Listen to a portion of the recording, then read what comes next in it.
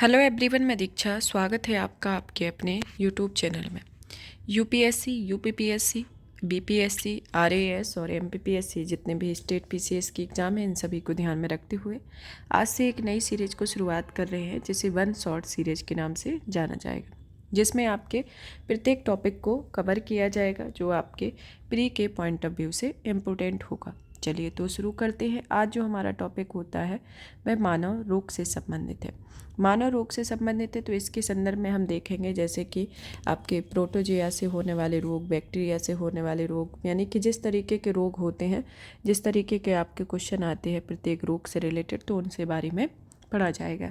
चलिए तो शुरू करते हैं। जैसे कि हमारा मानव रोग के संदर्भ में हमारा पहला आता है जैसे कि प्रोटोजोआ यानी कि परजीवी से होने वाले रोग क्या है, फिर जीवाणु से होने वाले रोग क्या है, विषाणु से होने वाले रोग, हेलमिंथेस से होने वाले रोग, फफूंद द्वारा होने वाले रोग, मनुष्यों में होने वाले आनुवांशिक रोग और कुछ अन्य रोग के बारे में। तो इस तरीके से देखा जाए तो ये प्रमुख रोग के बारे में होगा, तो इसको इस तरीके से आपका पढ़ा जाएगा। इसमें प्रत्येक रोग के बारे में जिसमें प्रभावित अंग, जीवाणु के नाम और लक्षण को दिया गया है, तो इस तरीके से ये आपकी पूरी वीडियो रहेगी। चलिए तो हम पहले टॉपिक की शुरुआत करते हैं, जिसमें हमारा आता है परजीवी यानी कि प्रोटोजोआ से होने वाले रोग के बारे में। तो प्रोटोजोआ से होने वाले रोग के संदर्भ में हम सबसे पहले पढ़ेंगे मलेरिया। मलेरिया जैसे आपसे पूछ लिया जाए तो ये किससे होने वाले रोग हैं। पहला तो ये कि आपसे जो क्वेश्चन पूछे जाते हैं वो ये पूछे जाते हैं कि वायरस से होने वाले रोग कौन कौन से हैं, या विषाणु से होने वाले रोग कौन से हैं, या जीवाणु से होने वाले रोग कौन से हैं। तो इस तरीके से देखा जाए तो आपका चाहे यूपीएससी का एग्जाम हो, चाहे किसी भी स्टेट पीसीएस का एग्जाम हो, तो इनमें इससे रिलेटेड एक क्वेश्चन आता ही आता है और वो फैक्चुअल बेसिस पे ही आता है। तो अब इसमें जो आएगा तो ये मलेरिया जैसे है, मलेरिया के बारे में कि मैककुलाच ने 1827 में सर्वप्रथम मलेरिया शब्द का प्रयोग किया। तो किसके द्वारा किया गया? एम से मलेरिया, एम से मैककुलाच। तो याद करने में आसानी होगी कि एम से मलेरिया, एम से मैककुलाच के द्वारा 1827 में सर्वप्रथम मलेरिया शब्द का प्रयोग किया गया। लेवरेन के द्वारा 1880 ईस्वी में मलेरिया से पीड़ित व्यक्ति के रुधिर में मलेरिया परजीवी प्लाज्मोडियम की खोज की गई, और रोनाल्ड रस ने 1887 ईस्वी में मलेरिया परजीवी द्वारा मलेरिया होने की पुष्टि की तथा बताया कि मच्छर इसका वाहक है। तो ये मलेरिया के बारे में, इसकी मतलब कि कब शुरू किया गया, इन सब के बारे में। अब आता है कि आखिर मलेरिया जो रोग होता है वह किसको किस तरीके से प्रभावित करता है और मलेरिया की जांच किस तरीके से होती है। जैसे कि आप जब मलेरिया की जांच कराने जाते होंगे तो मलेरिया को वो लोग आपका खून का परीक्षण करते हैं, मतलब कि आपको ब्लड सैंपल लेते हैं। वो रक्त की बूंद जो होती है वह उस जो पीएफ मामले के लिए जो आरडी किट्स होती है उसे सूक्ष्मदर्शी द्वारा उस पर जाँच की जाती है। तो ये जो जांच होती है एक सूक्ष्मदर्शी के द्वारा होती है, जिसमें आपके ब्लड के सैंपल को लेकर उस पर कुछ बूंदें गिराई जाती हैं। उसके अंतर्गत, इस प्रोसेसिंग के अंतर्गत आपका मलेरिया की तो पुष्टिकरण होता है। तो मलेरिया रोग से लागू जो लाल रुद्राणु होते हैं वह नष्ट हो जाते हैं तथा रक्त में इसकी कमी आ जाती है, तथा जो आपकी तिल्ली और आरबीसी है उसको ये प्रभावित करती है। इसके वाहक मच्छर में आते हैं मादा एनाफिलीज मच्छर जो होते हैं, इसके वाहक मच्छर होते हैं, और इसमें परजीवी जो होता है वह प्लाज्मोडियम होता है, और इसके लक्षण जो होते हैं ठंड के साथ बुखार आना। और उपचार के लिए औषधि आती है जैसे कि कोनेन, पेलुड्रीन, क्लोरोक्विन और प्रीमाक्यून इसकी प्रमुख औषधि हैं। तो ये मलेरिया से रिलेटेड आपका जो भी क्वेश्चन आएगा तो इतने आपको पॉइंट बता दिए गए हैं कि आपका इससे कोई भी क्वेश्चन छूटेगा नहीं। चलिए तो अब नेक्स्ट इसमें जैसे कि मलेरिया के बारे में पढ़ लिया, अब इसको एक हमने इस तरीके से बनाया हुआ है जिसमें आपको रोग, प्रभावित अंग, परजीवी, वाहक मच्छर और लक्षण के बारे में बताया गया। जैसे कि आपका पहला आता है पायरिया। पायरिया जो एक तरीके से इसमें प्रभावित अंग होते हैं मसूड़े, और ये परजीवी होता है एंटमीबा जिंजिबेलिस, यहाँ का परजीवी है। और यहाँ पर जो लक्षण आता है मसूड़ों में आपका रक्त निकलने लगता है। जब मसूड़ों में रक्त निकलने लगता है तो यह जो है एक तरीके से पायलेरिया रोग होता है। और ये रोग जो है किसको प्रभावित करता है, यानी कि इसका परजीवी क्या है, यानी कि इसका जो प्रोटोजोआ है वो है एंटीअमीबा जिंजिबेलिस है। तो इसको आपको याद रखना है। फिर आता है सोने की बीमारी के बारे में। जो आपको प्रभावित अंग है वह मस्तिष्क है, या ट्रिप्सिनोमा को ये यहाँ का इसका परजीवी है, या तिसी यानी कि सीसी मक्खी के कारण ये इसका ये वाहक, और ये बहुत नींद के साथ बुखार इसमें आता है। फिर आते हैं पेचिस के बारे में, जो कि प्रभावित अंग इसका आंत है, और यह परजीवी है एंटमीबा हिस्टोलिका का। जो इसमें इसके लक्षण श्लेष्मा और खून के साथ दस्त होना, ये इसके रीजन होते हैं। फिर कालाजार के बारे में, कालाजार जो देखा जाए तो इसमें प्रभावित अंग अस्थिमज्जा है और इसका परजीवी लेशमेनिया डोनावली है, जो कि एक तरीके से परजीवी है और यह इसका वाहक जो होती है वो एक बालू मक्खी होती है और इसमें तेज बुखार आता है। तो इसके प्रमुख लक्षण होते हैं। तो इस तरीके से देखा जाए तो ये रोग और प्रभावित अंग और परजीवी वाहक और लक्षण के बारे में है। तो ये प्रमुख परजीवी यानी कि प्रोटोजोआ से होने वाले रोगों के नाम हैं। अब आते हैं हम जीवाणु यानी कि बैक्टीरिया से होने वाले रोगों के बारे में जानते हैं। तो इस तरीके से हमने इसको भी बनाया है कि जैसे बीमारी आएगी, फिर प्रभावित अंग आएगा, जीवाणु को नाम आएंगे और लक्षण आएंगे। तो इसमें आता है सबसे पहले हम टिटनेस के बारे में। तो टिटनेस के बारे में देखा जाए तो टिटनेस जो है वो आपको तंत्र को प्रभावित करता है। ये एक तरीके से क्लास्ट्रीडियन टेटिनी जीवाणु का नाम होता है। इसमें तेज बुखार, शरीर में ऐंठन, जबड़ा बंद होना इसके प्रमुख रीजन होते हैं। अब आते हैं हम दूसरे की ओर, जिसमें आता है हैजा, जो कि दूसरी जीवाणु से होने वाली रोग है जो आपकी आंत को प्रभावित करता है और यह विब्रियो कोलरी इसका जीवाणु का नाम है और लगातार दस्त और उल्टियाँ इसके प्रमुख रीजन होते हैं। तो ये आपको याद रखना है, क्योंकि ऐसे ही आपके क्वेश्चन आते हैं कि जैसे कि आपका हैजा जो है, तो हैजा का जीवाणु के नाम दे दिया कि ये जीवाणु का नाम है, तो आपको सुमेलित करने में दे दिया या फिर कथन 1 और 2 के सही के फॉर्म में दे दिया और 3 4 को मिला के दे दिया। तो आपको इनके जीवाणु के नाम याद रख लेने हैं। फिर आता है टाइफाइड, जो है आपका आंत को प्रभावित करता है। साल्मोनेला टाइफी से संबंधित है। यह तेज बुखार, सिर दर्द, पेट दर्द, त्वचा में चकत्ते से संबंधित है। फिर आते हैं हम क्षय रोग यानी कि टीबी जिसे कहा जाता है। ये फेफड़ों में प्रभावित करता है। इसका जो मतलब जीवाणु का नाम है वह माइकोबैक्टीरियम ट्यूबरकुलोसिस है। तो टीबी का जो नाम है कई बार पूछा जा चुका है, तो इस टीबी का जो जीवाणु का नाम क्या आता है, माइकोबैक्टीरियम ट्यूबरकुलोसिस होता है। इसमें बार बार खांसी के साथ कफ एवं रक्त निकलना होता है, इसका ये प्रमुख रीजन होता है। फिर आते हैं हम नेक्स्ट डिप्थीरिया के बारे में। डिप्थीरिया जो है एक तरीके से श्वास नलियों को प्रभावित करता है। एकोरोनी बैक्टीरियम डिप्थीरी इसका जीवाणु का नाम है। इसमें सांस लेने में कठिनाई, दम घुटना, हल्का बुखार और वजन घटना इसके अंतर्गत आता है। अब आते हैं हम नेक्स्ट प्लेग के बारे में। प्लेग जो है वह फेफड़े को प्रभावित करता है।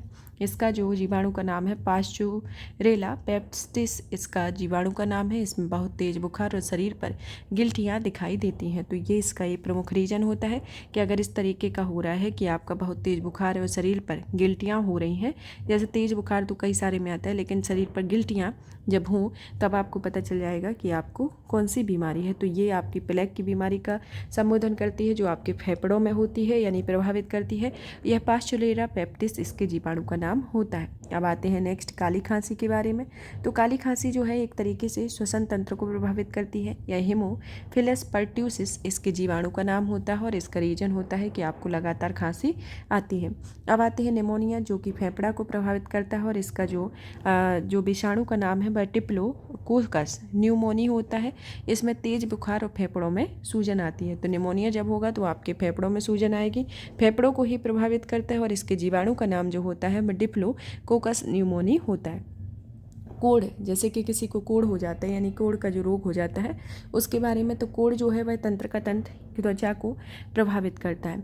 ये माइकोबैक्टीरियम लेप्री इसका जीवाणु का नाम है। शरीर पर चकत्ते और तंत्रिकाएं इससे प्रभावित होती हैं। अब आते हैं गोनोरिया के बारे में, जो कि मूत्र भाग के प्रभावित करता है। यह नाइसेरिया गोनोरियाई इसके जीवाणु विषाणु का नाम होता है और एक तरीके से मूत्र मार्ग में इससे सूजन होती है। तो इस तरीके से देखा जाए तो इसमें नाइसेरिया गोनोरियाई इसके बैक्टीरिया का नाम है और यह मूत्र मार्ग में इससे सूजन होती है और यह मूत्र मार्ग को ही प्रभावित करता है और गोनोरिया इसका प्रमुख बीमारी होती है। अब आते हैं सिफिलिस बीमारी के बारे में। सिफिलिस जो है वह सिसन में होती है और यह टेपनोमा पैलिडम होता है और इसमें सिसन में घाव होता है। तो इस तरीके से देखा जाए तो ये आपकी प्रमुख बीमारी रही, जो कि बैक्टीरिया से होने वाले प्रमुख रोगों के बारे में आता है। तो अभी हमने जाना प्रोटोजोआ से होने वाले रोग और बैक्टीरिया से होने वाले रोग। तो आपके ये भी पूछ लिया जाता है ना कि बैक्टीरिया से होने वाले रोग कौन कौन से हैं। तो आपके टिटनेस, हैजा, टाइफाइड, क्षय रोग, डिप्थीरिया, प्लेग, काली खांसी, निमोनिया, कोढ़, गोनोरिया, सिफिलिस, ये सभी आपके बैक्टीरिया से होने वाले वाले रोग हैं। और प्रोटोजुआ से होने वाले रोग जैसे कि मलेरिया, पायरिया होने की बीमारी, पेचिस और कालाजार, ये सभी मलेरिया से होने वाले यानी कि प्रोटोजुआ से होने वाले रोग होते हैं। अब आते हैं हम नेक्स्ट टॉपिक की ओर, विषाणु के द्वारा होने वाले रोगों के बारे में। तो विषाणु के द्वारा होने वाले रोगों के संदर्भ में बात की जाए तो इसमें पहले नंबर पर आते हैं कि विषाणु जो है एक तरीके से वायरस में होने वाली बीमारी है। इसमें आता है एड्स, पहले नंबर बात करते हैं, जिसमें एड्स का पूरा नाम एक्वायर्ड इम्यूनोडेफिशिएंसी सिंड्रोम होता है। यह एक तरीके से प्रतिरक्षा प्रणाली को प्रभावित करता है, यानी कि यह प्रतिरक्षा प्रणाली में WBC यानी कि वाइट ब्लड सेल जो होती हैं उनको प्रभावित करता है। इसके विषाणु का नाम HIV होता है और यह एक तरीके से रोग प्रतिरोधक क्षमता को नष्ट करता है। तो ये रोग प्रतिरोधक क्षमता को नष्ट करता है। फिर आता है डेंगू ज्वर के बारे में, जो कि अभी हाल ही में चल रहा है, कि जो हड्डी तोड़ बुखार होता है जिसमें संपूर्ण शरीर खासतौर पर सिर और आँख एवं जोड़ पर प्रभावित करता है। इसे अरबो वायरस भी कहा जाता है और एक तरीके से आँख, पेशियों, सिर तथा जोड़ों में दर्द इसके अंतर्गत बना रहता है, तो इसमें आता है। फिर आता है हमारा पोलियो के बारे में, कि पोलियो जो है एक तरीके से इसमें गला, रीढ़, नाड़ी संस्थान इसमें प्रभावित होते हैं और ये पोलियो जो है एक विषाणु का नाम होता है। इसमें ज्वर, बदन में दर्द, रीढ़ की हड्डी, आंत की कोशिकाएं नष्ट हो जाती हैं, तो ये पोलियो से होता है। फिर आता है इसके अंतर्गत अब हमारा नेक्स्ट आता है इन्फ्लूजा के बारे में, जो कि संपूर्ण शरीर को प्रभावित करता है। इसे मिक्सो वायरस कहा जाता है, यानी कि ABC कहा जाता है। गल, सोच, छींक और बेचैनी इससे होती है। फिर आता है नेक्स्ट चेचक के बारे में। चेचक जो है वह संपूर्ण शरीर में होता है या वेरियोला वायरस के कारण होता है, जिसमें तेज बुखार, शरीर पर लाल लाल दाने इसके अंतर्गत पड़ते हैं, तो इसमें आता है।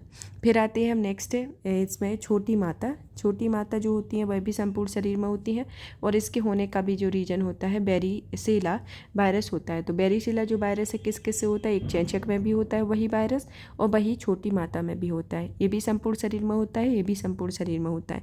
इससे भी इसमें जो आपकी चेचक होती है उसमें तेज बुखार और शरीर पर लाल दाने होते हैं और इसमें जो छोटी माता है उसमें बुखार और शरीर पर चित्तिकाएँ यानी कि लाल दाने इसमें दिखाई देते हैं। तो दोनों में ही लाल दाने दिखाई देते हैं और इसमें भी तेज बुखार होता है। तो ये दोनों के सेम सिम्टम्स होते हैं, चेचक और छोटी माता के। अब आते हैं नेक्स्ट गलसोद के बारे में। गलसोद, जैसे कि गलसोद एक तरीके से देखा जाए तो ये पैराथायराइड ग्रंथि में होता है गलसोद, और यह ज्वर के साथ मुँह खुलने में कठिनाई होती है, यानी कि जब आपको इसमें ज्वर बुखार आता है तो उस टाइम पे मुंह खोलने में इसमें कठिनाई देखने को मिलती है। फिर आते हैं हम खसरा की ओर। खसरा जो है वह संपूर्ण शरीर में होता है या मोबिली वायरस के कारण होता है। इसका विषाणु का नाम है। इसमें शरीर पर लाल दाना पड़ता है। फिर आते हैं ट्रेकोमा जो है वह आँख में होता है या एक तरीके से आँख लाल होना और आँख दर्द होना इसका रीजन होता है। फिर आते हैं हेपेटाइटिस B या हेपेटाइटिस या पीलिया के बारे में, जो कि आपके यकृत को प्रभावित करता है और इसका जो विषाणु का नाम है वह रेंडो वायरस होता है। इसमें रोगी पागल हो जाता है और जीभ बाहर निकलता है। तो इस तरीके से देखा जाए तो इसके बारे में ये प्रमुख होता है। फिर आते हैं हम मेनिंजाइटिस के बारे में। मेनिंजाइटिस जो है एक तरीके से मस्तिष्क को प्रभावित करता है। इसमें तेज बुखार आता है। फिर दूसरा आता है आपका हर्पीज, जो कि त्वचा को प्रभावित करता है। इसमें त्वचा में सूजन आ जाती है और यह हर्पीज नामक वायरस के कारण यानी कि कारण होती है। फिर आता है कोविड-19, जो कि गला और फेफड़ा को प्रभावित करता है और इसका जो वायरस का नाम है, विषाणु का नाम इसका जो आता है वह आता है SARS-CoV-2 आता है। इसमें बुखार, खांसी, स्वाद, गंध का पता न चलना, गले में खराश, सिर दर्द होना और इसमें त्वचा पर चकत्ते आना, सांस लेने में दिक्कत होना, बोल ना पाना, हिल डुल ना पाना। तो इसके ये जो कोविड-19 जो हुआ था उसके प्रमुख रीजन होते हैं। फिर आता है जीका बुखार, जो कि संपूर्ण शरीर में होता है या जीका वायरस के कारण होता है। इसमें बुखार, लाल आँखें और जोड़ों में दर्द और सिर दर्द आदि होता है। तो ये जीका वायरस के कारण होता है, जो खास तौर पर देखा जाए तो आपका एडिज एजिप्टी जो मच्छर होता है उसके काटने से जीका वायरस फैलता है, जिसमें शारीरिक संबंध बनाने और खून चढ़ाने में भी इसके फैलने की संभावना होती है। और यह रोग जो है खास तौर पर गर्भवती माँ से गर्भस्थ शिशु में जा सकता है और शिशु के सिर पर के अपूर्ण विकास की वजह बन सकता है। इसमें अधिकांश देखा जाए तो इसके जो मामले हैं 60 to 80% ऐसे मामले देखे गए हैं। किस तरीके के मामले, जहाँ पर देखा गया है कि यहाँ पर जो गर्भवती माँ से गर्भस्थ शिशु में ये वायरस जाता है और इस शिशु के सिर में अपूर्ण विकास की वजह बन जाता है। तो इसके रीजन हो सकते हैं, मतलब कि ऐसी पॉसिबिलिटी होती है जो कि 60 to 80% रेशियो में ये वायरस जीका वायरस की स्थिति देखने को मिली हुई है। तो ये आपके जो रोग थे ये सभी आपके विषाणु से होने वाले रोग थे। तो विषाणु से होने वाले रोग कौन कौन से हैं आपके, जैसे कि आपका एड्स हुआ, डेंगू या ज्वर हुआ, पोलियो होगा, इन्फ्लुएंजा होगा, फिर आता है आपका चेचक, छोटी माता, गलसोद, फिर इसके बाद आता है खसरा, ट्रैकोमा और हेपेटाइटिस या मेनिंजाइटिस, हर्पीज, कोविड-19 और जीका वायरस इसके प्रमुख रोग होते हैं, जो कि वायरस के कारण होने वाले रोगों का क्रम होता है। तो यहाँ पर हम देखा जाए तो प्रोटोजोआ से होने वाले रोग, बैक्टीरिया से होने वाले रोग और वायरस से होने वाले रोगों के बारे में ये प्रमुख बीमारियाँ होती हैं। अब आते हैं हम नेक्स्ट टॉपिक की ओर, मतलब कि हमारे जो चौथे नंबर पर आता है हेलमिंथस से द्वारा होने वाली बीमारियों के बारे में। तो इन बीमारियों के संदर्भ में बात की जाए तो हेलमिंथस जो है एक तरीके से अतिसार के बारे में जान लेते हैं कि अतिसार जो है वह इस रोग का क्या कारण है, कि अतिसार आखिर होता क्या है पहले नंबर पर, तो ये जान लेते हैं।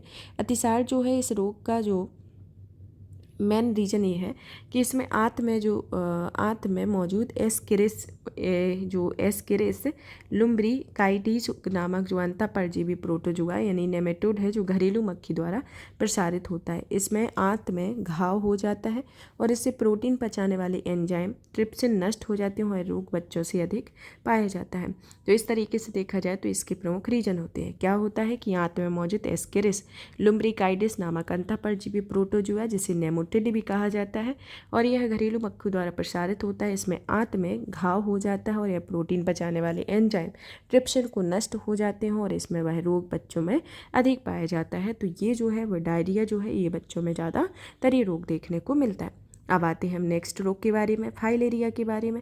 फाइलेरिया जो रोग है वह एक तरीके से यह फाइलेरिया ब्रैंकोफ्लाई नामक कृमि से होता है। इस कृमि का जो संचालन है वह कोइलक्स मच्छरों के दंश यानी कि काटने से होता है और इस रोग में पैरों, वृषणकोशों और शरीर में अन्य भागों में सूजन आ जाती है और यह रोग जो होता है वह हाथी पाँव के नाम से भी कहा जाता है। तो ये फाइलिया रोग जो है वह किस कृमि के कारण होता है, यह जो है इसके कृमि का नाम फाइलेरिया ब्रैंकोफ्लाई फेटाई नामक कृमि से ये होता है। इसका संचरण किससे होता है, क्यूलेक्स मच्छरों के काटने से। और इस रोग में सूजन कहाँ आती है, पैरों में, वृषणकोशों में और शरीर के अन्य भागों में सूजन आती है और इससे हाथी पाँव भी कहते हैं। तो ये फाइलेरिया रोग के बारे में है। तो आप देखते होंगे कि जिसको फाइलेरिया रहता है तो उसका पैर सूजा रहता है, एक पैर जो होता है वो पूरा सूजा रहता है, तो उसे हाथी पाँव कहा जाता है। तो इस तरीके की ये जो स्थिति होती है वह फाइलेरिया ब्रैंकोफ्लाई फेटाई नामक कृमि होता है, उससे ये रोग होता है। अब आते हैं हम नेक्स्ट टॉपिक की ओर, जिसमें आता है हमारा फफूंद द्वारा होने वाली बीमारियों के बारे में। तो फफूंद द्वारा होने वाली बीमारियों के संदर्भ में हमारा पहला आता है दमा यानी कि अस्थमा। अस्थमा के बारे में देखा जाए तो अस्थमा खासतौर से आपके फेफड़ों में होने वाला रोग है कि यह फेफड़ों में मनुष्य में एस्परजिलस फ्यूमिगेट्स नामक कवक के स्पोर पहुंचकर वहां जाल बनाकर फेफड़ों का काम अवरुद्ध कर देते हैं और एक तरीके से ये संक्रामक रोग होते हैं। तो ये अस्थमा कैसा है, ये संक्रामक रोग होते हैं, यानी कि ये मनुष्य के फेफड़ों में एस्परजिलस फ्यूमिगेट्स नामक कवक के स्पोर पहुंचकर वहां जाल बनाकर फेफड़ों का काम अवरुद्ध करते हैं। इस तरीके से ये दमा होता है। फिर आता है दूसरा एथलीट फुट के बारे में। एथलीट फुट जो है यह जो रोग है वह टीनिया पेडिस नामक कवक से होता है। तो किससे होता है एथलीट फुट, या टीनिया पेडिस नामक कवक से होता है और यह त्वचा का संक्रामक रोग है। किसका रोग है ये, त्वचा का संक्रामक रोग है। इसमें पैरों की त्वचा कटने, फटने और मोटी होने से होता है। तो इसके रीजन क्या होता है कि जब पैरों की त्वचा आपकी कटने, फटने और मोटी होने लगती है और यह एक तरीके से संक्रामक रोग होता है और इसका जो कवक होता है वह टीनिया पेडिस होता है। तो इसका जो एथलीट फुट का जो कवक है वह क्या है, टीनिया पेडिस। अब आते हैं नेक्स्ट खाज के बारे में या स्केबिस के बारे में। जो यह रोग है एक तरीके से स्केबिस नामक कवक से होता है और इसमें त्वचा में खुजली होती है, सफ़ेद दाग पड़ जाते हैं। तो इस तरीके से देखा जाए तो ये इसका रीजन होता है स्केरस स्केबीज जो कि कवक है और इसमें त्वचा में खुजली होती है और सफ़ेद दाग पड़ जाते हैं। अब आते हैं गंजापन के बारे में। गंजापन जो है एक तरीके से एक टीनिया कैपिटिस नामक कवक से होता है। तो गंजापन होने के रीजन क्या है कि जिसमें सर के बाल गिर जाते हैं, उसका रीजन होता है कि यहाँ पर टीनिया कैपिटिस नामक एक कवक होता है जिसके कारण सिर के बाल गिर जाते हैं और उससे गंजापन होता है। अब नेक्स्ट आता है दांत के बारे में में, जिसे रिंग वॉर्म कहा जाता है, जो एक तरीके से संक्रामक रोग होता है। यह किससे फैलता है? यह ट्राइटोफाइटन लेरूकोसम नामक कवक से फैलता है और यह त्वचा पर लाल रंग के गोले पड़ जाते हैं। यह क्या होता है इसमें जो रिंग वॉर्म यानी कि दांत जो होती है, इसमें देखते होंगे आपके इस तरीके के एक जो सब लाइन लाइन करके ये गोल लाल रंग के गोले पड़ जाते हैं त्वचा पर। और यह जो रोग होता है यह किस कवक से फैलता है? ट्राइकोफाइटन लेरूकोसम से यह रोग फैलता है और यह एक तरीके से संक्रामक रोग है। तो ये जो रोग है ये आपके फंगस के कारण होने वाले रोग यानी कि फफूंद के द्वारा होने वाले रोगों के बारे में है। तो आपसे इस तरीके का भी पूछ लिया जाए तो फफूंद से होने वाले रोग है तो कौन कौन से हैं? जैसे दमा, एथलीट फूट, खाज, गंजापन और दादू जो होते हैं ये फफूंद से होने वाले रोग हैं। अब आते हैं हम नेक्स्ट रोगों के बारे में, जैसे कि आनुवांशिक रोगों के बारे में। यहाँ पर जो मेन थे इन सबको जाना। अब जानते हैं जैसे कि आपने प्रोटोजोआ से होने वाले रोग, बैक्टीरिया से होने वाले रोग, वायरस से होने वाले रोग और हेलमिंथिस के द्वारा होने वाले रोग और फफूंद के बारे में होने वाले रोगों के बारे में जाना। अब जानते हैं मनुष्यों में होने वाले आनुवांशिक रोग के बारे में। तो आनुवांशिक रोगों के संदर्भ में देखा जाए तो सबसे पहले आता है वर्णान्यता यानी कि कलर ब्लाइंडनेस। कलर ब्लाइंडनेस जो है यह जो है एक तरीके से रोगी को लाल और हरा रंग पहचानने की क्षमता इसमें नहीं होती है। इसमें लाल रंग जो होता है वह हरा दिखाई पड़ता है। तो इसका क्या रीज़न होता है कि जब आपको लाल रंग हरा दिखाई देने लगता है तो इसमें लाल और हरा रंग पहचानने की क्षमता कम होने लगती है, तो इसे कलर ब्लाइंडनेस रोग होता है। ये एक तरीके से किस में होता है? इस रोग का जो मुख्य रीज़न होता है यह रोग पुरुषों को प्रभावित करता है। इसमें यह स्त्रियों को तभी होता है जब इनमें दोनों गुणसूत्र XX प्रभावित होते हैं। तो इसमें जो जैसे कि गुणसूत्र जो होते हैं कि XY और XS होते हैं, तो इसमें देखा जाए तो इसमें जो XX होते हैं जब इनको प्रभावित करते हैं तभी ये रोग होता है, यानी कि इसी से ये प्रभावित होती हैं तभी उनको ये रोग होता है। और इस रोग की जो वाहक होती हैं वह स्त्रियाँ होती हैं, मतलब कि प्रभावित होता है किससे? पुरुष से प्रभावित होता है, लेकिन इसकी वाहक जो होती हैं वह स्त्रियां होती हैं। और स्त्रियों में यह तभी होता है जब दोनों गुणसूत्र XX हो। तो इस स्थिति में यह कलर ब्लाइंडनेस की स्थिति होती है, जिसमें लाल को एवं हरा रंग पहचानने में दिक्कत होती है और लाल को रंग हरा दिखाई पड़ता है। तो इस तरीके से होता है। अब आते हैं हम नेक्स्ट हीमोफीलिया के बारे में कि हीमोफीलिया जो है एक तरीके से देखा जाए तो ये जो रोग है यह इस रोग से व्यक्ति की चोट लगने पर आधा घंटा से 24 घंटे तक रक्त नहीं जमता है। यानी कि एक तरीके से देखा जाए तो जो सामान्य औसत अंतराल जो होता है वह 2 से 5 मिनट का होता है कि इस टाइम पे आपका रक्त जमता है, लेकिन इसमें थक्का बन नहीं पाता है आपका। आधे घंटे से 24 घंटे के अंतर देखा जाए तो इसमें रक्त का थक्का नहीं बनता, और जब रक्त का थक्का नहीं बनता है तो ये हीमोफीलिया रोग होता है। यह हीमोफीलिया रोग मुख्यतः देखा जाए तो ये भी पुरुषों में होता है, लेकिन इसकी वाहक जो होती हैं वह स्त्रियां होती हैं। और इसमें यह तब होता है जब दोनों गुणसूत्र XX प्रभावित हों। तो इसमें भी वही सिचुएशन है, कब इसको प्रभावित करती है? पहला तो जैसे कि जो कलर ब्लाइंडनेस है उसमें भी यह है कि जब दोनों गुणसूत्र XX प्रभावित हों तभी वो स्थिति होती है, जिसमें मुख्य रूप से प्रभावित करता है पुरुष को और वाहक स्त्रियाँ होती हैं। सेम यही सिचुएशन हीमोफीलिया में भी होती है। इसमें क्या होता है कि चोट लगने पर आपका खून का थक्का नहीं जमता है और उसमें आपको लाल और हरा रंग पहचानने में क्षमता नहीं होती है। तो कलर ब्लाइंडनेस और हीमोफीलिया में डिफरेंशिएशन होता है, लेकिन जो जैसे कि ये पुरुषों में होता है और इसमें स्त्रियां तभी होती है जब XX गुणसूत्र प्रभावित तो इसमें रोग में वाहक स्त्रियां होती हैं। तो सेम सिचुएशन इसमें कलर ब्लाइंडनेस और हीमोफीलिया में होती है, जिस तरीके से अभी पढ़ा गया है। तो अब आता है कि इसमें जैसे देखा जाए तो जो एक हैंडल रहे हैं एक वैज्ञानिक, उनका मानना था कि इस रोग की जो वाहक रही थी, मतलब कि इसकी जो प्रारंभ है वह ब्रिटेन की महारानी विक्टोरिया से इसका प्रारंभ हुआ था। तो किससे हुआ था? ब्रिटेन की जो महारानी विक्टोरिया रही है उससे इस रोग का प्रारंभ हुआ था। तो इसके अंतर्गत आता है। अब आते हैं हम नेक्स्ट टर्नर सिंड्रोम के बारे में। टर्नर सिंड्रोम के बारे में जानते हैं कि टर्नर सिंड्रोम क्या है। टर्नर सिंड्रोम जो है यह रोग स्त्रियों में होता है और इस रोग से ग्रसित स्त्रियां गुणसूत्रों की संख्या 45 होती है। तो यहाँ कितनी, मतलब कि सामान्य तौर पर कितनी स्त्रियों की मतलब कि गुणसूत्रों की संख्या होती है? 46 होती है। लेकिन इस जो टर्नर सिंड्रोम होता है वहाँ पर स्थिति ऐसी आती है कि यहाँ पर आपकी गुणसूत्रों की संख्या 45 होती है। इसमें शरीर जो होता है वह अल्प से विकसित होता है, कद छोटा होता है, वक्ष चपटा होता है, जननांग प्रायः अविकसित होती है जिससे वे बांझ होती हैं। तो इस तरीके से देखा जाए तो ये जो टर्नर सिंड्रोम की स्थिति होती है, इसमें ऐसी स्थिति देखने को मिलती है कि इसमें शरीर अल्प विकसित होगा, कद छोटा होगा, वक्ष चपटा होगा, जननांग जो होंगे प्रायः अविकसित होंगे और इसमें वे बांझ हो सकती हैं। और ये रोग जो होते हैं स्त्रियों में होते हैं और इस रोग से ग्रसित स्त्रियों में गुणसूत्रों की संख्या 45 होती है, तो इसे टर्नर सिंड्रोम कहा जाता है। तो आपकी 46 गुणसूत्रों की संख्या होनी चाहिए, लेकिन इसमें आपका एक गुणसूत्र कम होता है। अब आते हैं क्लीनफेल्टर सिंड्रोम के बारे में। क्लीनफेल्टर सिंड्रोम जो है एक तरीके से ये रोग जो है पुरुषों में होता है, या रोग से ग्रसित पुरुषों में गुणसूत्रों की संख्या जो होती है 47 होती है। तो इसमें क्या होता है, एक ज़्यादा होती है।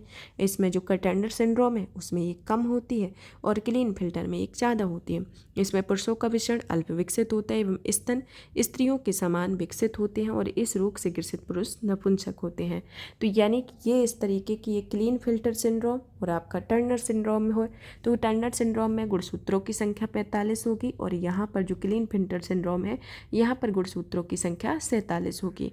इसमें जो 45 होगी तो इसमें जो प्रमुखता जो होगा वह है, इसमें स्त्रियों के बांझ होने की स्थिति होती है और इसमें जो क्लीनफेल्टर सिंड्रोम होता है इसमें पुरुष नपुंसक होते हैं। तो ये स्त्री के टर्नर सिंड्रोम स्त्री से रिलेटेड हो गया और क्लीनफेल्टर सिंड्रोम जो है वह पुरुष से।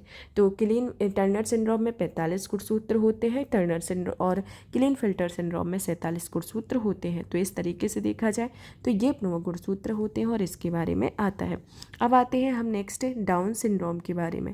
तो डाउन सिंड्रोम, जैसे कि अभी हमने दोनों सिंड्रोम के बारे में पढ़ा, अब पढ़ते हैं डाउन सिंड्रोम और पटाउ सिंड्रोम के बारे में। डाउन सिंड्रोम जो है एक तरीके से इस रोग से ग्रसित रोगी मंद बुद्धि, आंखें टेढ़ी, जीभ मोटी तथा अनियमित शारीरिक ढांचा होता है और इसे मंगोलिज्म भी कहते हैं। तो इस रोग से संबंध क्या होगा, मतलब कि इस तरीके की स्थितियाँ हैं तो इसे डाउन सिंड्रोम की स्थितियाँ होती हैं। इसमें देखा जाए तो जो बच्चे होते हैं वह अजीबोगरीब हरकतें करते हैं, उनकी आंखें टेढ़ी होना और थोड़ा सा ये कि उनका जैसे कि अभी बच्चा जितना 10 साल की उम्र में दिमाग रहता है उसका 3-4 साल के बराबर होगा, मतलब कि जो जिस तरीके से जो सामान्य व्यक्ति होता है उसके दिमाग से 4-5 साल छोटा ही रहता है। तो यानी कि मंद बुद्धि कह सकते हैं कि जितनी एज है उसके हिसाब से उतना दिमाग वर्क ना करना ये होता है। जीभ मोटी होती है, अनियमित शारीरिक ढांचा देखने को मिलता है और ये मंगोलिज्म में भी इनको कहा जाता है। फिर आते हैं पटाउ सिंड्रोम। पटाउ सिंड्रोम जो है एक तरीके से इसमें रोगी का ऊपर का ओंठ बीच से कट जाता है, यानी कि जो रोगी होगा उसका जो ऊपर का ओंठ है वह पीछे से बीच से कट जाएगा, जिसमें तालू में दरार हो जाती है, यानी कि जो इसका जो तालू होता है मतलब कि जीभ के नीचे वाला जो होता है उसमें दरार होती है और इस रोग से मंदबुद्धि, नेत्र रोग आदि से प्रभावित हो जाता है। तो इस रोग का जो मतलब कि इफेक्ट होता है कि इस रोग से रोगी जो होता है वह मंदबुद्धि का होगा, नेत्र रोग होगा और आदि से प्रभावित होगा। तो ये पटाउ सिंड्रोम। और आपका दूसरा आता है डाउन सिंड्रोम। डाउन सिंड्रोम में क्या होता है, इससे रोग से ग्रसित व्यक्ति जो होता है वह मंदबुद्धि, आंखें टेढ़ी, जीभ मोटी और नियमित शारीरिक ढांचा होता है, इसे मंगोलिज्म कहते हैं। फिर आता है शारीरिक जो पटाउ सिंड्रोम, जिसमें रोगी का ऊपर का ओंठ बीच से कट जाता है, तालू में दरार हो जाती है और इस रोग से मंद बुद्धि, नेत्र रोग आदि से प्रभावित होता है। तो इस तरीके से देखा जाए तो ये डाउन सिंड्रोम और पटाउ सिंड्रोम के बारे में आता है। तो हमने आनुवांशिक रोगों के बारे में कौन कौन सा पढ़ा, जैसे कि आपका कलर ब्लाइंडनेस, जो हीमोफीलिया जो आपके मतलब कि XX गुणसूत्र के संदर्भ में है, जिसमें वाहक स्त्रियां होती हैं, पुरुषों से होता है दोनों में। टर्नर सिंड्रोम और क्लीनफेल्टर सिंड्रोम, जिसमें टर्नर सिंड्रोम में 45 गुणसूत्र होते हैं जो खासतौर पर रोग स्त्रियों में होता है। क्लीनफेल्टर सिंड्रोम जिसमें 47 गुणसूत्रों की संख्या होती है, इसे खास तौर पर यह पुरुषों में होता है। डाउन सिंड्रोम और आपका पटाउ सिंड्रोम, डाउन सिंड्रोम में मंदबुद्धि, आंखें टेढ़ी, जीभ मोटी, अनियमित शारीरिक ढांचा होता है। पटाउ सिंड्रोम में क्या होता है कि ऊपर के ओंठ का बीच से कट जाता है और तालू में दरार हो जाती है। तो ये प्रमुख इसके रीजन होते हैं। तो ये आनुवांशिक रोगों के प्रमुख प्रकार हैं कि इतने तरीके के रोग होते हैं। अब आते हैं कुछ अन्य रोगों के बारे में, जैसे कि हमने इन सभी रोग के बारे में पढ़ा, अब कुछ और रोग हैं उनके बारे में भी जान लेते हैं, जैसे कि पक्षाघात या लकवा के बारे में, कि पैरालिसिस के बारे में। जैसे लोग कहते हैं कि भाई वो पैरालाइज्ड हो गया या फिर उसको पैरालिसिस हो गया, तो पैरालिसिस आखिर होता क्या है इसके बारे में जानते हैं। पैरालिसिस का जो रोग है उसमें देखा जाए तो इसमें कुछ ही मिनटों में शरीर के आधे भाग में लकवा मार जाता है। यानी कि लकवा मारना क्या होता है? अब लकवा मारना ऐसा कि जैसे कि आपके शरीर में अगर लकवा मार गया या फिर किसी के उसमें ये स्थिति होती है तो इसमें तंत्रिकाएं जो होती हैं, शरीर की तंत्रिकाएं जो हैं, वह एक तरीके से निष्क्रिय हो जाती हैं, यानी कि वह काम करना बंद कर देती हैं। इस कारण क्या होता है कि जो शरीर के रक्त दाब के कारण मस्तिष्क की कोई धमनी का फट जाना या मस्तिष्क का पर्याप्त रक्त की आपूर्ति ना होना, यानी कि आपूर्ति नहीं हो पाती है। जैसे कि जितना शरीर में जहाँ पर क्या हुआ कि अगर आपको पैरालाइज्ड हो गया, जहाँ पर मतलब आपको नहीं किसी को भी होता है, समझने के लिए बता रहे हैं, तो इसमें जैसे कि कोई भी इंसान को पैरालाइज्ड हो जाता है, यानी कि वो उसको लकवा मार जाता है, तो उसका मेन रीज़न क्या होता है कि उसकी तंत्रिकाएं जो हैं वो जिस तरीके से वर्क करना चाहिए वह नहीं करती हैं, क्योंकि उस जगह पे क्या है कि वहाँ अधिक रक्त दाब के कारण वहाँ की कोई धमनी फट जाती है, या फिर क्या होता है कि वहाँ पर जितनी रक्त की मात्रा पहुँचनी चाहिए वो रक्त नहीं पहुँच पाता है। तो इस तरीके की स्थिति होती है तो वह पक्षाघात यानी कि लकवा या पैरालिसिस की स्थिति होती है। तो ये आता है। अब आते हैं एलर्जी के बारे में। तो एलर्जी के संदर्भ में देखा जाए तो एलर्जी जो है एक तरीके से जैसे कि कोई भी वस्तु है, चाहे आपकी धूल हो, धुआं हो, रसायन हो, कपड़ा हो या सर्दी के कारण आदि किसी के भी कारण यह विशेष व्यक्तियों को हानिकारक होती है। मतलब कि कुछ व्यक्ति होते हैं कि उनके लिए हानिकारक होती है। जैसे कि आपका देखा जाए तो इसमें शरीर में विपरीत क्रिया होने लगती है जिससे अनेक बीमारियां होती हैं। ये किस तरीके की विपरीत क्रिया? जैसे खुजली होना, फोड़ा होना, फुंसी होना, शरीर में सूजन आ जाना, काला दाग होना, एक्जिमा आदि, एलर्जी आदि इसके उदाहरण होते हैं। तो इस तरीके से देखा जाए तो ऐसे प्रमुख रीजन होते हैं जिसके कारण ही एलर्जी होती है। अब आते हैं सीजोफ्रेनिया के बारे में। सीजोफ्रेनिया है जो एक तरीके से मानसिक रोग होता है। तो आपसे अगर एक लाइन में क्वेश्चन पूछ लिया जाए तो इस सीजोफ्रेनिया क्या है? एक तरीके से मानसिक रोग होता है जो खास तौर से युवाओं में होता है। ऐसी कल्पना को ही वह सत्य समझता है जो वास्तविक नहीं होती, यानी कि इमेजिनेशन पर होता है कि ये चीज़ है बट ऐसा रियल में नहीं होता है। जैसे कि ऐसे रोगी जो होते हैं वह आलसी भी होते हैं, अलगावहीन होते हैं, आवेशहीन होते हैं, और यह विद्युत आपेक्ष चिकित्सा में ये काफ़ी सहायक होती है। तो इस तरीके से देखा जाए कि यानी कि जो है वास्तविकता में उसमें ध्यान न दे कि ये चीज़ है, मतलब कि एक पॉसिबिलिटी बेसिस पे काम करना, तो ये खास तौर पर युवा वर्ग में ये स्थिति देखी जाती है। एक तरीके से मानसिक, यानी कि कहते ना कि वो मेंटली स्टेबल नहीं है या फिर कुछ और सोचता है या चीज़ें कि जो कहता है वो नहीं होता है। तो इस तरीके की जो सिचुएशन होती है वो आपकी एक सीजोफ्रेनिया की रोग के कारण होती है। कि जैसे कि ऐसा नहीं कि हर किसी को अगर ये सिचुएशन हो रही तो उसको ये रोग है, जिसको इस चीज़ के लक्षण है उन्हीं को ये रोग होगा। जैसे कि ये खासतौर पर प्राय युवा वर्ग में होती है, और इसमें क्या होता है कि जो व्यक्ति होगा वह अलगावहीन होगा, रोगी आलसी होगा, आवेशहीन होगा। तो ऐसी तरीके की स्थिति होती है जिसमें कल्पना के बेसिस पर, यानी कि कल्पना को ही सत्य समझता है, वह वास्तविकता जो नहीं होती है उसके अंतर्गत। अब आते हैं नेक्स्ट इसमें मिर्गी के बारे में। अब मिर्गी जो है एक तरीके से जिसे अपस्मार रोग भी कहा जाता है। अपस्मार रोग जो है यह मस्तिष्क के आंतरिक रोगों के कारण होता है, और इसमें जो है इस रोग में जब दौरा पड़ता है तो इसमें मुँह में झाग निकलता है और मल पेशाब भी निकलने लगता है। तो ये क्या होता है कि जब ये दौरा पड़ता है तो ज़रूरी नहीं है मुँह से झाग भी निकलेगा और आपका मल पेशाब भी निकल सकता है। तो इस तरीके का ये जो मिर्गी का जब दौरा पड़ता है तो ऐसी स्थिति आती है। तो कई बार आप देखते होंगे कि जैसे कि किसी को मिर्गी का दौरा पड़ा हुआ है या फिर नहीं देखा है तो आप समझ लेंगे कि ये मिर्गी का दौरा जब पड़ता है तो उसके मुँह से वो मतलब बोलना बंद कर देगा और मुँह से झाग निकलेगा। तो इस तरीके की ये स्थिति देखने को मिलती है। खासतौर पर नॉर्मल सिचुएशन में अगर हल्के हल्के झटके आते हैं, इस तरीके का होता है, तो उस टाइम पे मुंह से झाग ही निकलता है। तो इस तरीके की सिचुएशन होती है। अब आते हैं डिप्लोमिया के बारे में। डिप्लोमिया जो है, डिप्लोमिया एक तरीके से आँख की मांसपेशियों के पक्षाघात यानी कि पैरालिसिस के कारण होता है। तो यानी इसमें क्या होता है कि आँख की मांसपेशियाँ जो होती हैं उनका काम करना यानी कि पक्षाघात होता है, पैरालिसिस हो जाता है।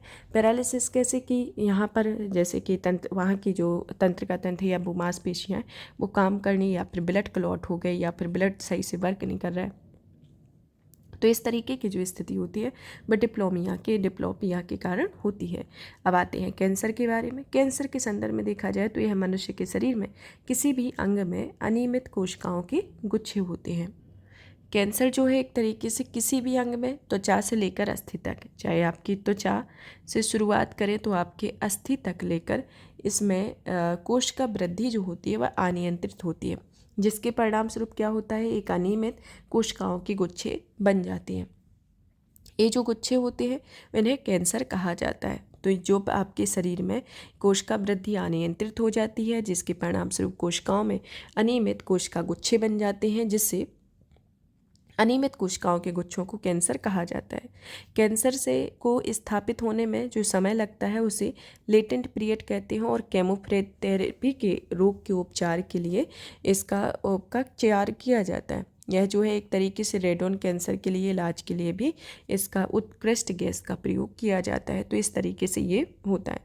अब कीमोथेरेपी जो है एक तरीके से इसका जो शुरुआत है वह 2013 में पाउल एहरलिच ने इसका शब्द को दिया था, और जो एक तरीके से आधुनिक रसो चिकित्सा के पिता कहे जाते हैं, जिन्होंने बीमारी के उपचार में रसायन का उपयोग कीमोथेरेपी कहलाया था। तो ये कीमोथेरेपी के बारे में आता है।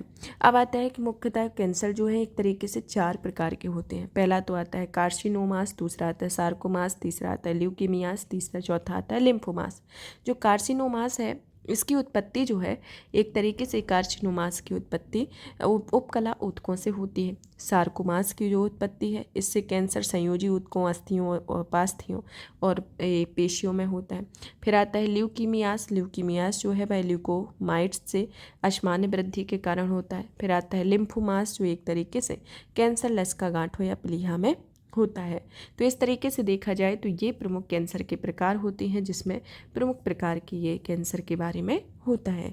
अब आते हैं हम नेक्स्ट टॉपिक की ओर, मतलब कि टॉपिक नहीं, नेक्स्ट रोग की ओर, जिसमें आते हैं हम चिकनगुनिया के बारे में। तो चिकनगुनिया जो है यह रोग जो है एक तरीके से दुर्बल बनाने वाली गैर घातक वायरल बीमारी है। तो ये एक तरीके से कैसी है, एक तरीके से ये वायरल बीमारी है, वायरल डिजीज है, जिसका प्रकोप जो है 36 वर्ष बाद 2006 में हुआ था। और यह एक तरीके से देखा जाए तो चिकनगुनिया वायरस से होती है। यह किससे होती है, चिकनगुनिया वायरस के कारण होती है। और ये भी आपकी मादा एडीज मच्छर यानी कि मुख्यतः एडीज इजिप्ट मच्छर के काटने से फैलता है, और इस वायरस का जो मुख्य स्रोत होता है वह चिकनगुनिया वायरस होता है। इससे मच्छर संक्रमित व्यक्ति को काटकर अन्य लोगों को काटते हैं और यह बीमारी फैलती है, और यह संक्रमित व्यक्ति से यह बीमारी किसी और को नहीं हो सकती है।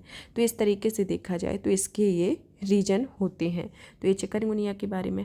अब आते हैं एलिशा के बारे में। एलिशा जो है एक तरीके से HIV जो रोग होता है, यानी कि HIV वायरस की जांच की एक प्रणाली होती है, और इसका पता चलता है कि व्यक्ति एड्स से पीड़ित है या नहीं, इसका एलिसा टेस्ट के द्वारा, यानी कि एंजाइम लिंक्ड इम्यूनो सॉर्बेंट ऐसे के द्वारा ये पता लगाता है। तो इसके अंतर्गत आते हैं। तो ये आपका एलिसा टेस्ट के बारे में है।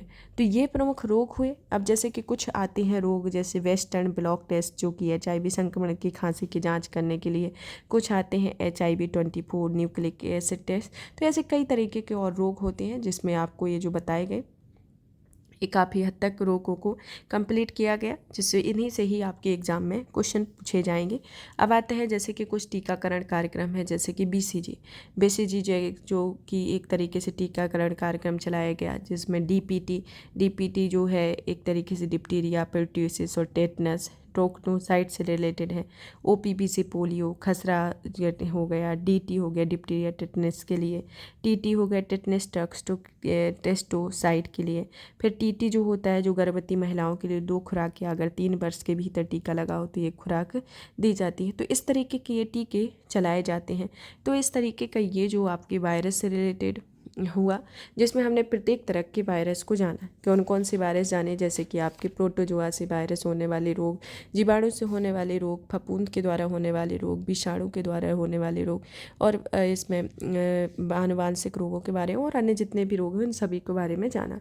तो यहाँ पर इस टॉपिक को फिनिश करते हैं। नेक्स्ट क्लास हम जल्दी ही लेकर आएंगे, जिसमें नेक्स्ट टॉपिक को कवर किया जाएगा। आप इस सेशन को ज़्यादा से ज़्यादा शेयर करें, वीडियो को लाइक करें, चैनल को सब्सक्राइब करें। धन्यवाद।